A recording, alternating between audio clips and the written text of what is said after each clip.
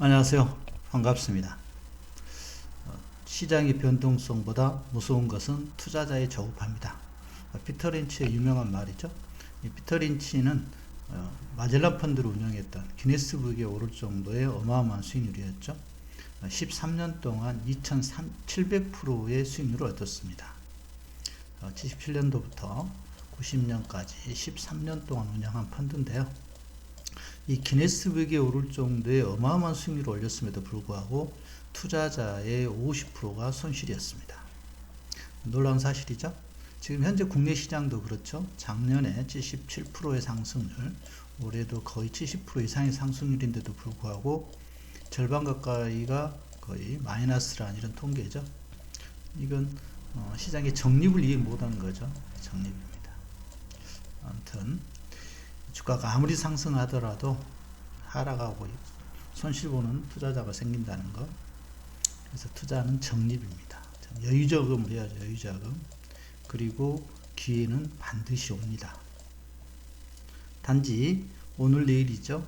계속 이야기하지만 25년 5월 이맘때만 하더라도 국장 탈출은 지능순이라고 했고요. 그런데 지금은 국장에 투자를 못해서 포모 증상이 나타나고 있고요. 또 미국의 신고가에 의해서 중국에 그나마 조금 투자하신 분들도 지금 포모 증상이 나오고 있는 거죠. 근데 막상 보면 중국이 그렇게 하락하지 않았어요. 고점 대비 약 10% 정도 하락이 있는 거죠. 미국은 전 고점 대비 작년 10월 고점 대비 한 15% 상승했죠. 이게 이제 포모 증상을 지난 한 달간 격차를 벌이고 있는데요. 이게 미중의 전략에 따른 결과입니다. 미중의 전략이 다르기 때문에 그렇습니다.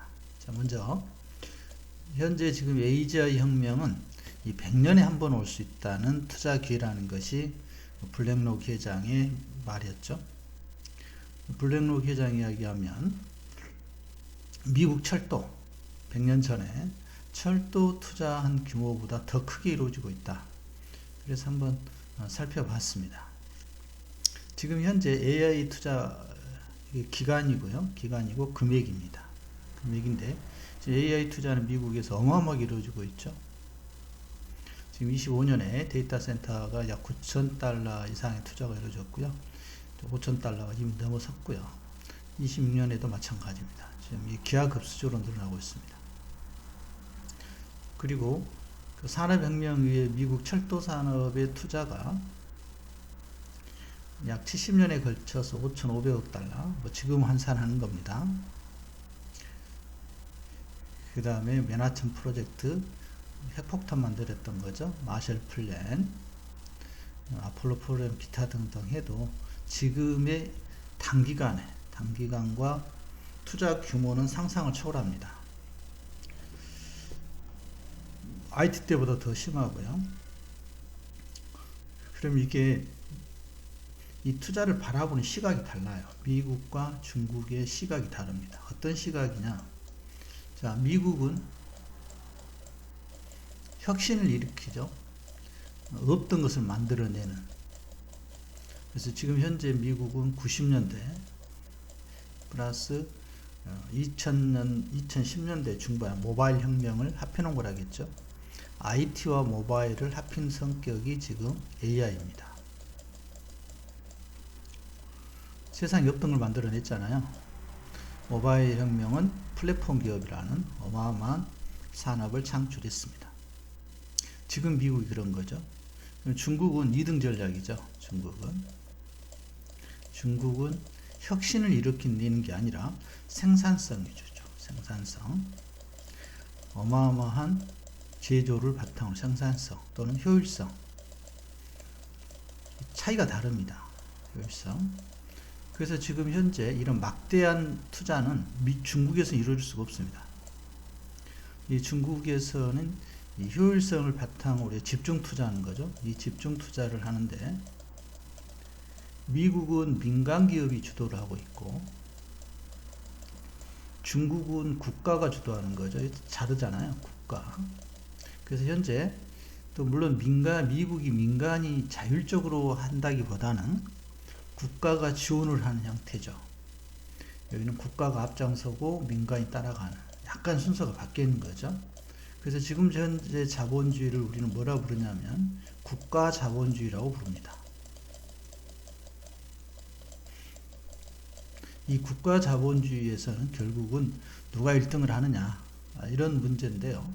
미국은 지금 AI의 산업에 심혈을 모두 쏟아부을 수밖에 없습니다. 여기서 격차를 벌리지 않으면 할 게 없죠. 할 게 없습니다. 그래서 미국은 민간이 주도하고 국가가 지원하는, 그래서 국가에서 뭘 지원하겠습니까? 금리 인하죠. 금리 인하를 통해서 투자를 유치해 주고요. 또 이 투자를 유치하기 위해서 인플레이션을 꺾어야 되니까 유동성을 공급하고 있고요. 이 유동성을 공급하겠다는 게 스테이블 코인과 같은 금 재평가 작업. 그래서 미국의 부채는 세 가지 측면에서 지금 이루어지고 있다고 했죠. 첫 번째가 생산성 향상. 이게 제일 크죠. 케빈 오시를 의장으로 하는 90년대 IT, 클린턴 대통령 때였거든요. 이때 부채가 제로가 갔습니다. 부채 제로. 지금 상상이 안 가죠? 그 다음 두 번째는 금리 인하. 금리 인하에 통한 투자 유발. 국가 부채도 이자를 주지 않죠. 세 번째가 막대한 금 재평가. 이 35달러에 평가되어 있는 것을 시세대로 평가하겠다. 지금 거의 5,000달러니까. 그래서 금가격이 상승하면 상승할수록 평가 이익은 커지고요. 이걸로 스테이블 코인을 만들어서 미 국채 수요를 증가시키겠다. 다시 이게 투자로 이루어지겠다는 이런 자금 측면에서의 전략입니다.